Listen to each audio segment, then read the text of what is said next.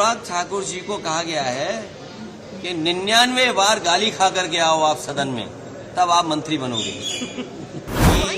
जाति का सवाल कोई नया नहीं है। जाति का सवाल बहुत पुराना है। मैं उन बातों में नहीं जाना चाहता हूं। आप हमारे वो साथी हैं जो हर एक पे नजर रखते हैं, और एक समय ऐसा आया था उत्तर प्रदेश के सदन में जहां शूद्र को लेकर के बहुत सी चर्चा शुरू हो गई थी।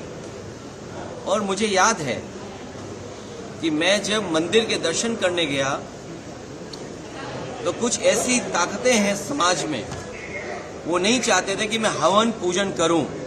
मैं आपसे कहूंगा साथियों कि वो जानने की कोशिश आप करना कि वो कौन सी ताकतें हैं समाज की जो किसी को पूजा पाठ के लिए, हवन के लिए उस समय रोक रही थी। और वो दिन मैं भूल नहीं सकता हूं जिस दिन मुख्यमंत्री आवास को गंगा जल से धोया गया था। मुझे कोई आज समझा दे, कोई जागरूक समझदार इंसान मुझे समझा दे कि किसी मुख्यमंत्री के घर को गंगा जल से कैसे साफ किया जा सकता है।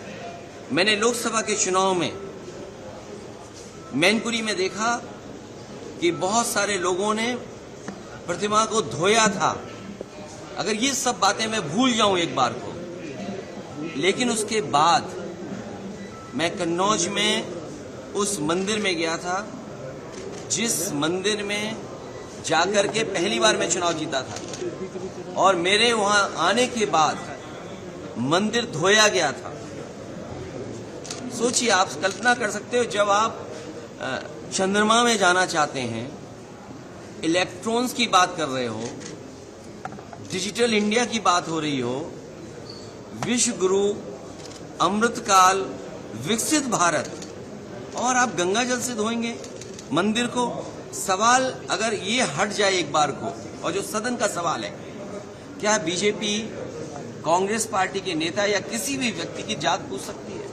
हम और आप लोग कभी व्यवहारिक मजाक करते हैं तो उसमें चलो एक बार को कोई बात मजाक में चली जाए, लेकिन सदन में जो शब्द का इस्तेमाल हुआ था, मुझे तो ये लगता है अनुराग ठाकुर जी को कहा गया है कि 99 बार गाली खा करके आओ आप सदन में, तब आप मंत्री बनोगे। और जाति का सवाल जिसको जानना है, बाबा साहब भीमराव अम्बेडकर जी की किताब एनिमिलेशन ऑफ कास्ट जरूर पढ़नी चाहिए। अगर कोई इस सदन में, और जिस विचारधारा से हम लोग जुड़े हैं, नेताजी जुड़े रहे, डॉक्टर राममनोहर लोहिया जी की विचारधारा को लेकर के जा रहे हैं, उन्होंने जाति तोड़ो की बात कही थी। इनके पास अगर कोई व्यवस्था हो जिससे जाति तोड़ी जा सके, बीजेपी के लोग बताएं कि जाति तोड़ो आंदोलन जो डॉक्टर राममनोहर लोहिया जी ने चलाया था और समाज में एक परिवर्तन लाने की कोशिश की थी, क्या जाति तोड़ो आंदोलन का उनके पास कोई दूसरा है विकल्प? और फिर जिसको जाति को लेकर के शिकायत और दिक्कत और परेशानी हो, उसे आज ही किताब खरीद लेनी चाहिए मंडल कमीशन की, और उसकी प्रस्तावना पढ़नी चाहिए।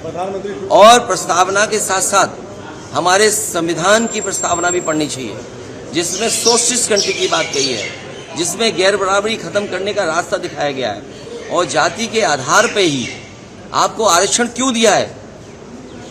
आरक्षण इसीलिए दिया कि हम जाति के आधार पर हम गरीब हैं। तो अगर ये मांग हो रही है कि जाति जनगणना हो तो कोई गलत नहीं है। हमारे बहुत सारे फैसले और बहुत सारी नीतियां तभी अच्छी बनेंगी जब जाति जनगणना हो जाए और समाज को ये पता लगे कौन कितनी आबादी का है, उसको उस हक और सम्मान के साथ उसको उसमें मिल जाए।